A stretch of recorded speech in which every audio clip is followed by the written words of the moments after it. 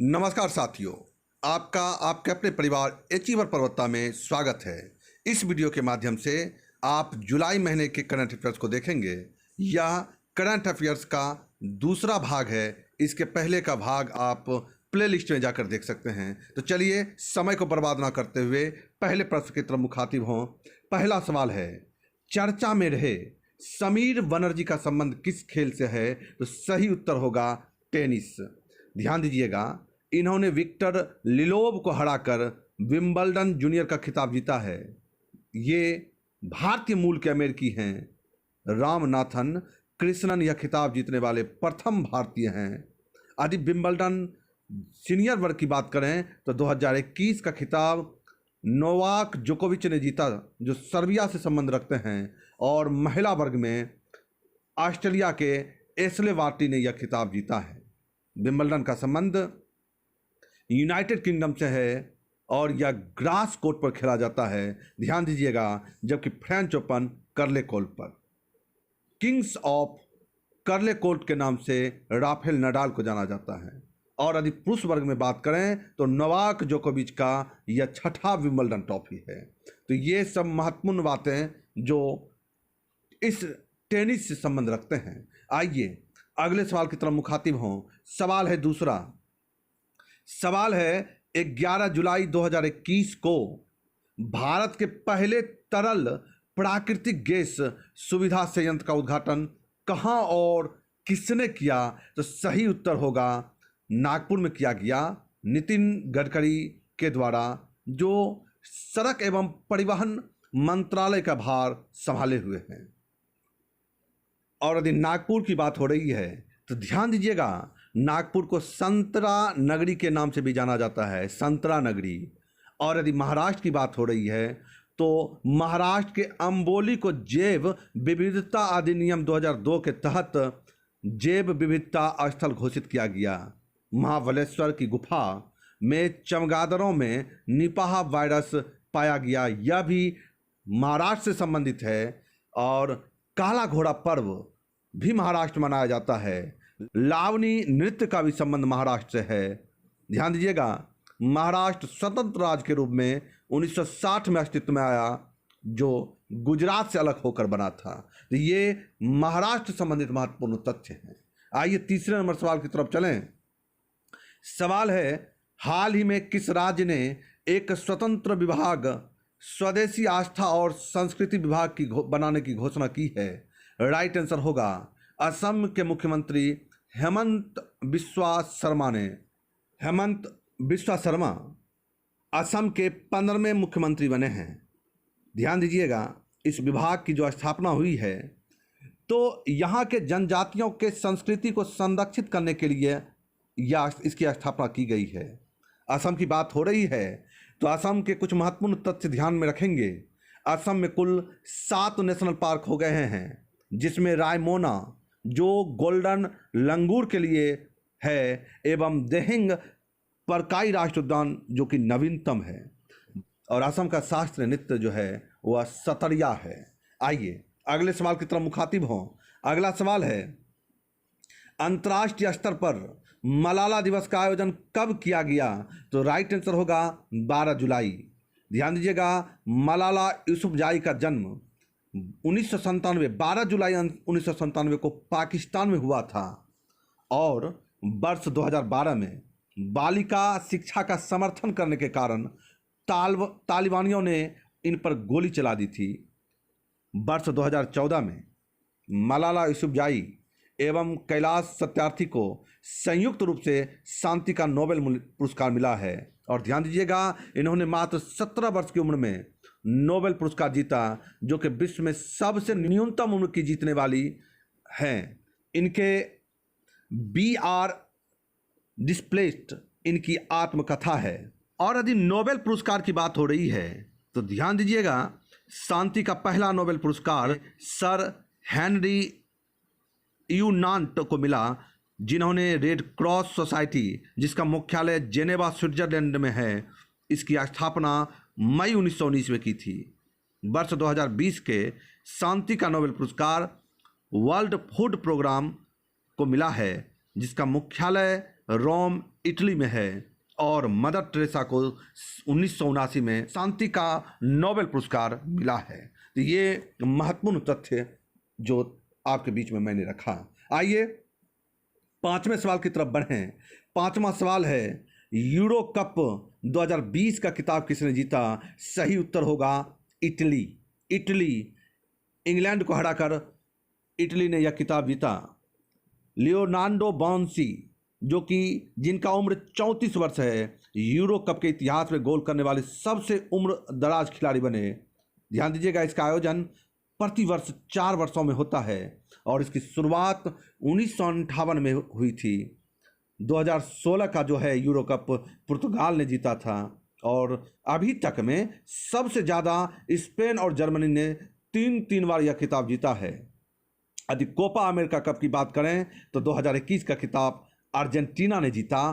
FIFA world cup 2018 की बात करें तो इसके विजेता फ्रांस थे और उप विजेता क्रोएशिया।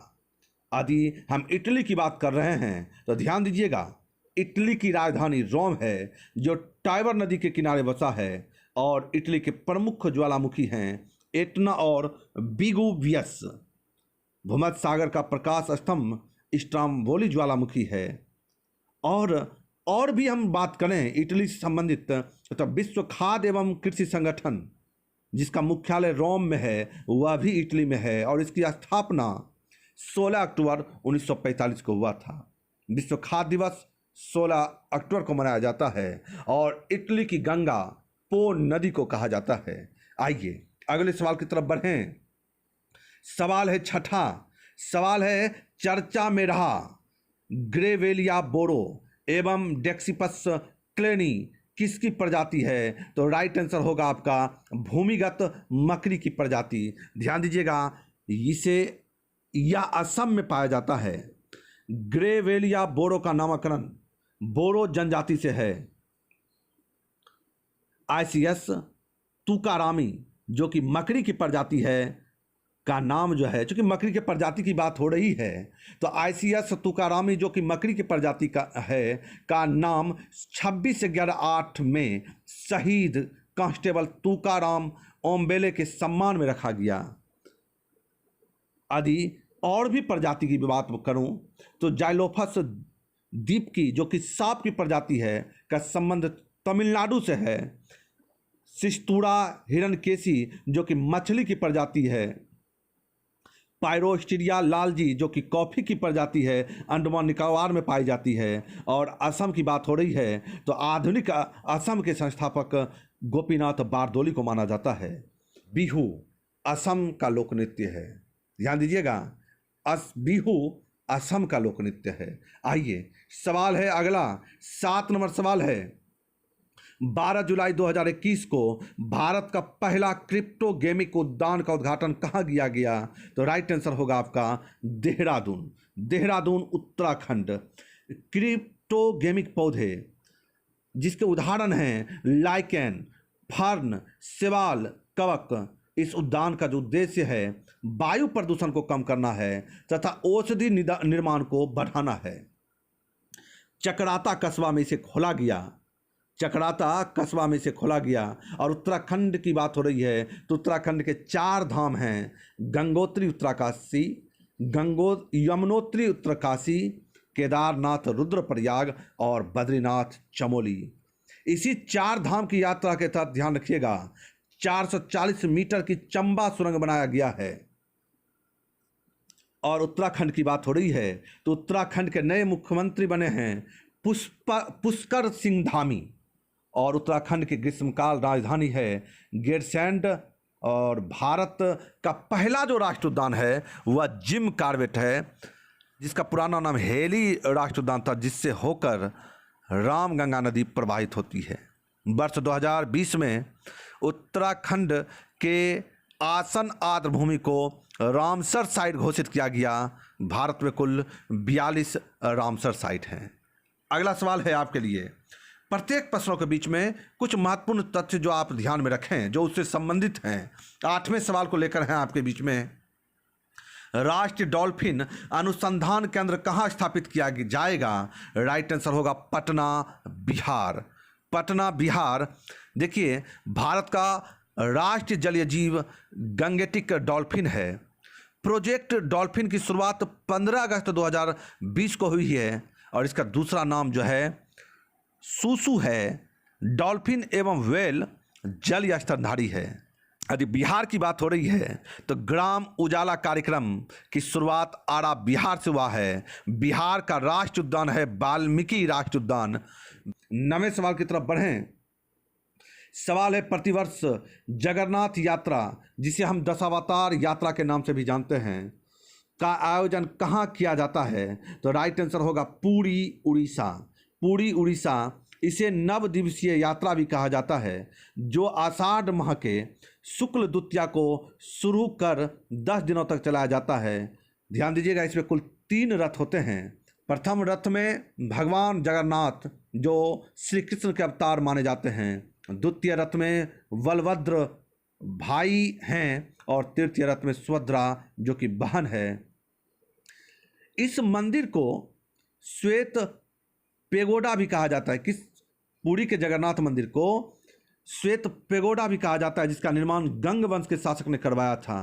उड़ीसा के तट पर टकराए यास तूफान, जिसका शाब्दिक अर्थ जगमिन फूल है, का नामकरण ओमान ने किया था। उड़ीसा की बात हो रही है, जबकि पश्चिमी तट पर आने वाले तूफान तोकाते, आवाज करने वाला छिपकली, जिसका नामकरण म्यांमार ने किया था।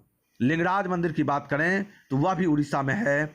ब्लैक पेगोडा, जो कि सूर्य कोणार्क मंदिर है, गंग वंश के शासक नरसिंह देव प्रथम के द्वारा उड़ीसा में ही बनवाया गया था। चिल्का झील के बीचों बीच स्थित नलवाना पक्षी अभ्यारण्य भी उड़ीसा में है। अगले सवाल की तरफ मुखातिब हों। अगला सवाल है, 12 जुलाई 2021 को नेपाल के सुप्रीम कोर्ट ने राष्ट्रपति को किसे प्रधानमंत्री नियुक्त करने का निर्देश दिया है? राइट आंसर होगा शेर बहादुर देउवा। ध्यान दीजिएगा, नेपाल की बात हो रही है। नेपाल भारत के किस राज्य से सीमा बनाता है? तो बिहार, उत्तर प्रदेश, उत्तराखंड, सिक्किम और बंगाल। ध्यान दीजिएगा, सार्क, जिसे दक्षेश का जो मुख्यालय है वह काठमांडू नेपाल में ही है। अगला सवाल है, खेलो इंडिया यूथ गेम्स 2021 का आयोजन कब और कहां होगा? तो राइट आंसर होगा 2022 में पंचकुला, हरियाणा। 2022 में पंचकुला, हरियाणा में होगा, जिसके शुभांकर धाकड़ हैं। खेलो इंडिया यूथ गेम्स 2020 का आयोजन गुवाहाटी में हुआ था, जिसके शुभांकर जय और विजय। खेलो इंडिया यूनिवर्सिटी गेम 2021 का आयोजन कर्नाटक में और खेलो इंडिया यूनिवर्सिटी गेम 2020 का आयोजन भुवनेश्वर में हुआ, जहां पर प्रथम स्थान पंजाब को मिला। खेलो इंडिया शीतकालीन गेम्स गुलमर्ग, जम्मू कश्मीर में। तो हरियाणा से संबंधित जो महत्वपूर्ण तथ्य हैं, प्राण वायु देवता पेंशन योजना एवं ऑक्सीजन ऑन व्हील्स योजना का शुरुआत हरियाणा में हुआ है। नेशनल डेयरी रिसर्च इंस्टीट्यूट जो है वह करनाल, हरियाणा में है, जहां भैंस का पहला क्लोन गरिमा बनाया गया। कालेश्वर और सुल्तानपुर राष्ट्रीय पार्क एवं दमदमा झील जो है वह हरियाणा में है।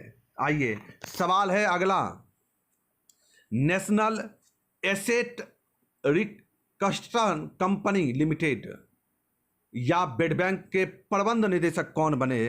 तो राइट आंसर होगा पदम कुमार माधवन। पदम कुमार माधवन। इस कंपनी की स्थापना 7 जुलाई 2021 में सुदर्शन सेन समिति की सिफारिश पर हुआ। अगला सवाल है, देश का पहला ग्रीन हाइड्रोजन मोबिलिटी प्रोजेक्ट कहाँ स्थापित किया गया? तो राइट आंसर होगा लेह, लद्दाख में। ध्यान दीजिएगा, इसकी स्थापना एनटीपीसी के द्वारा लद्दाख को प्रदूषण मुक्त बनाने के लिए किया गया। एनटीपीसी के जो अध्यक्ष हैं गुरुप्रीत सिंह है, जिसकी स्थापना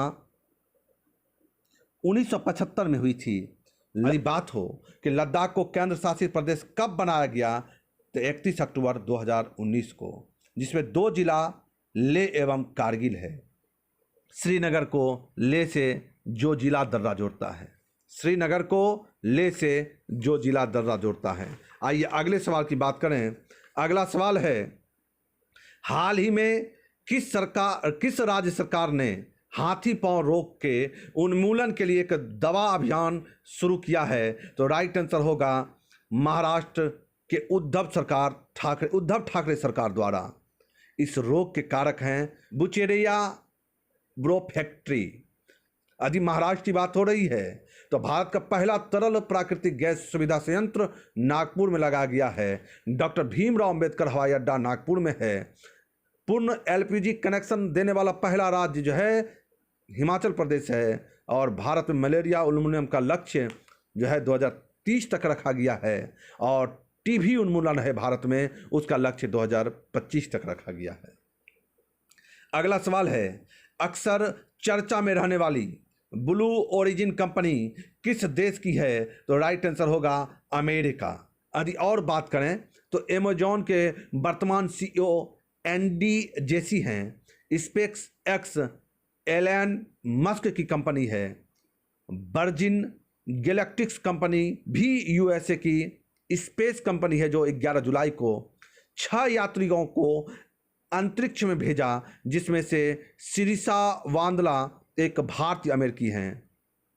स्पेस एक्स के एक रॉकेट फॉल्कन 9 द्वारा एक साथ 143 उपग्रह लॉन्च करने का रिकॉर्ड भी बनाया गया है। ध्यान दें, इसरो द्वारा वर्ष 2013 में PSLV-C-25 रॉकेट से मंगलयान का सफल परीक्षण किया गया था। तो दोस्तों, ये इस प्रश्न से संबंधित कुछ महत्वपूर्ण जानकारियां मैं जो कि प्रत्येक प्रश्न के बीच में आपके बीच में रख रहा हूं।